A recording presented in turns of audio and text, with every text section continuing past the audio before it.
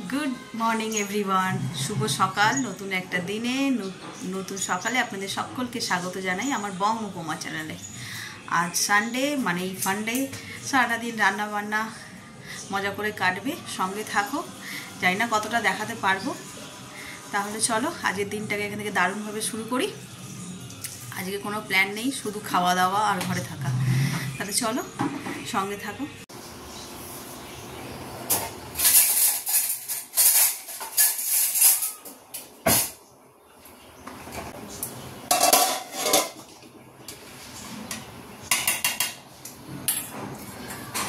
रान्ना बसिए दिएছি, भात होते একটু দেরি আছে। ও এই যে একটু পুঁই শাকটা ভাপাচ্ছি। পুঁই শাক ভাপিয়ে করলে কি হয়, একটু গ্যাস অম্বলের ভাগটা কম থাকে, নইলে পুঁই শাক খেলে অনেকের গ্যাস হয়। তো আমি এইভাবে ভাপিয়ে দেখেছি, ভাপিয়ে রান্না করলে গ্যাস হয় না। বেশি সিদ্ধ করব না, ভাপিয়ে জাস্ট জলটা ফেলে দেবো। আর এই যে ভাত হচ্ছে, আর ওই পাতলা ঝোল করব। যা গরম, একে পুঁই শাক খাচ্ছি, তারপর রিচ কিছু খাওয়াটা ঠিক হবে না। তাই মাছের পাতলা ঝোল হবে, ওটা মাও খেতে ভালোবাসে, মায়ের হয়ে যাবে। আর করবো চিলি চিকেন। প্রত্যেক রবিবার চিকেনের ওই আলু দিয়ে ঝোল করি, তো ছেলে খেতে চায় না, তাই ভাবছি আজকে চিলি চিকেন করবো। এই যে কুমড়ো, বেগুন, আলু, ঝিঙে, এই হচ্ছে পুঁই শাকে দেবো সবজি। এখানে তেলে শুকনো লঙ্কা আর 5 ফোড়ন দিয়েছি, গরম হয়ে গেছে। এবার এই সবজিটা দিয়ে দেবো।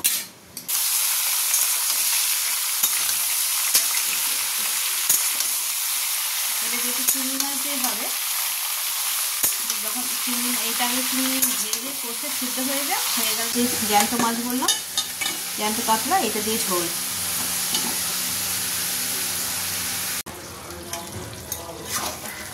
পুঁই শাকটা একদম হয়ে গেছে, একটু জলটা মরবে, ভালো মুড়েছে। এদিকেও ঝোলটা, সবজি সব সিদ্ধ হয়ে গেছে।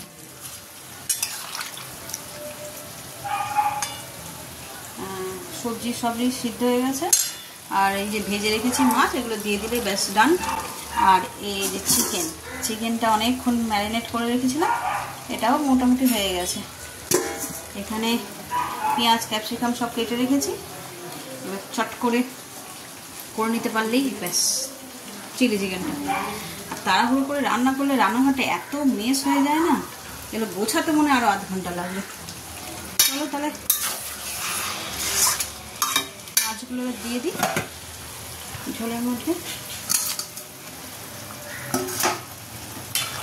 গরমকালে এই লেবু দিয়ে এই ঝোল ছাড়া যেন আর কিছুই ভালো লাগে না। আর ভালো লাগে পান্তা ভাত। চলো এটা একটা ফুট দিলেই হয়ে যাবে। একটু ঢাকা দিয়ে রাখি, চিকেনগুলোকে চটপট করে দিয়ে দেবো। অনেকক্ষণ ম্যারিনেট করা ছিল, তাই ভাজলেই সিদ্ধ হয়ে যাবে। আর চটজলদিও রান্নাটাও হয়ে যাবে। এটা আর ছেলের পছন্দের রান্না হচ্ছে, ও একদম ভাত খেতে পছন্দ করে না। তাই এইটা হলে একটু রাইস করে দিলে খাবে, আর নাহলে দুটো রুটিও যদি করে দিই তাহলে হাসতে হাসতে খেয়ে দেবে। ভাত তরকারি খেতে হলেই যেন কষ্ট।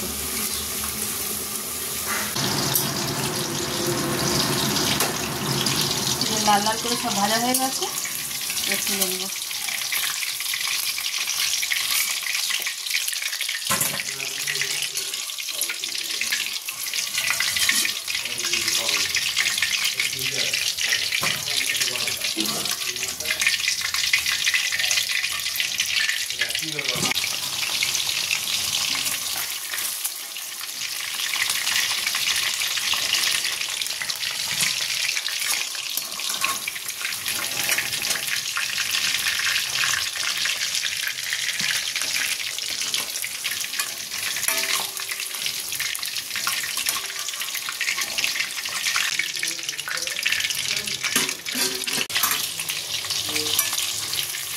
সব চিকেনগুলোকে এইভাবে লাল লাল করে ভেজে তুলে রাখছি। এই যে এক গামলা হয়ে গেছে ভাজা। এরপর তরকারিটা করে নেবো। আর আমার ছেলে বাড়িতে নেই, পড়তে গেছে। দেখতে এরকম এক গামলা ভাজা চিকেন, এক্ষুনি মা দুটো দাও, মা দুটো দাও, 3টে দাও, এই করতে করতে এক বাটি খেয়ে ফেলতো। চলো তাহলে চটপট করে চিকেনটা করে ফেলি। এই তেলটার মধ্যে দিয়ে দেবো, তেল বেশি নেই, অল্পই আছে। এর মধ্যে হচ্ছে যে আদা একটু ক্রাশ করে রেখেছি, রসুন আর কাঁচা লঙ্কা হালকা একটু দিয়ে, এগুলো বেশি ভালো ভালো করবো।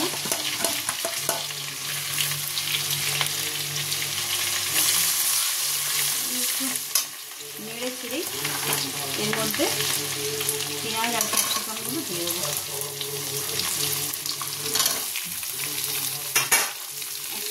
একসঙ্গেই দিয়ে দেবো। এগুলো তো বেশি ভালো ভালো হবে না, হালকা ফ্রাই করবো। আর চিলি চিকেন করতে সবাই জানে বেশি সময় লাগে না। তবে যতই চাইনিজ খাবার হোক না কেন, ইন্ডিয়ান তড়কা তো লাগবেই। মানে আমরা ইন্ডিয়ানভাবে না রান্না করলে ঠিক পোষায় না, যত ভালোই চাইনিজ খাবার হোক না কেন। চলো তাহলে তাড়াতাড়ি করে রান্নাটা সেরে ফেলি। এই যে আমার চিলি চিকেনটা রেডি হয়ে গেছে। পেঁয়াজ পাতা দিতে হবে উপরটায়, দিলে একদম রেডি। তাহলে চা বসিয়ে দিয়েছি, চা হয়েও গেছে। যে লিকার চা এটাও হয়ে গেছে, আর দুধ চাটাও ফুটে গেছে। চলো তাহলে চাটা ছেঁকে দিই, দিয়ে চলো।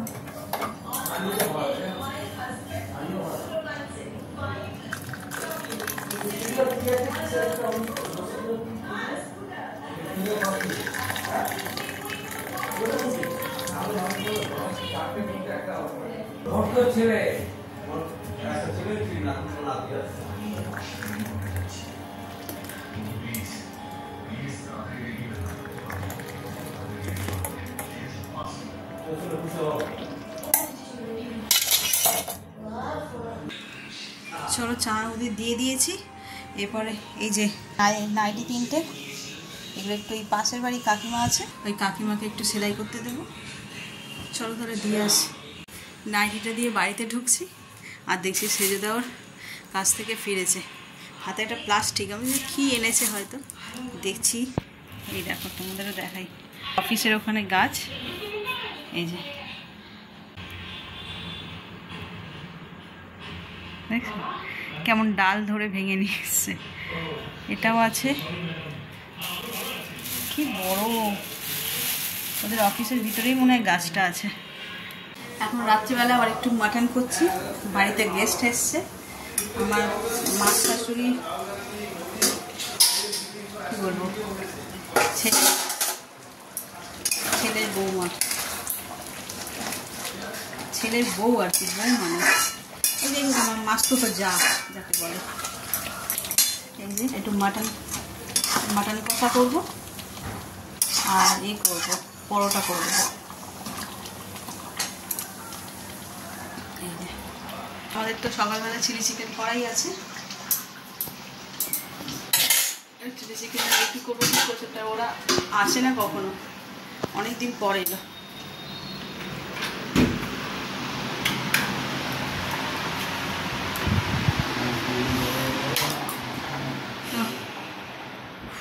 গরম, আমি আবার পাখাটা বন্ধ করলাম, শোনা যায় না বলে। ওরা সেরকম একটা আসে না। ওই ছেলেটা চাকরি পেয়েছে, চাকরি পেয়ে আমার জন্য, মায়ের জন্য সব শাড়ি কিনে নিয়ে এসেছে। তো আমি বললাম যে রাত্রিবেলায় কেন, সকালবেলায় আসতে পারতে। তো ওদের সকালে অনেক কাজ, রবিবার হলে যা হয় আর কি, সবার সংসারেই কাজ থাকে, সেই জন্য আসতে পারেনি। এই সন্ধেবেলায় এসছে, হঠাৎই না জানিয়েই এসছে। তো ওই রাত্রি কটা বাজে, 9টা মতন বাজে, একটু মাটন নিয়ে আসলো, ওই মাটন করছি আর পরোটা করে দেবো। আর এই যে এই শাড়িটা নিয়ে এসেছে, মাকেও একটা দিয়েছে, মাকে তাঁতের শাড়ি দিয়েছে। এই যে এই শাড়িগুলো আমি খুবই উঠেছে, আর্ট সিল্কের উপরে।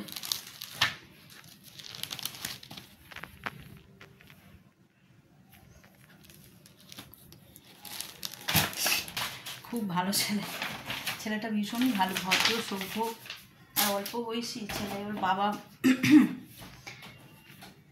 বাবা চাকরিটাই পেয়েছে আর কি, যাই হোক যেরকমই পাক পেয়েছে। তো চলো তাহলে রান্নাটা করে নিই। গুড নাইট বন্ধুরা, আজকের ব্লগটা তাহলে এখানেই শেষ করছি। রাত 12টা মতন বাজে। আত্মীয় স্বজন আসলে যা হয় আর কি, সারাক্ষণ রান্নাবান্না হয়ে গিয়ে বেশ খানিকক্ষণ বসে গল্প টল্প করলাম। আসলে এরা অনেক দিন পরে এলো, তাই গল্প যেন শেষই হচ্ছিল না। বসে বসে গল্প করতে করতে খেতেও অনেক রাত্রি হয়ে গেল। তারপরে ওরা বেরোতে আমরা খেয়ে দে আর তাহলে আজকে ব্লগটা এখানেই শেষ করছি। যদি কিছু ভালো লেগে থাকে তাহলে please like, comment, share and subscribe. Good night.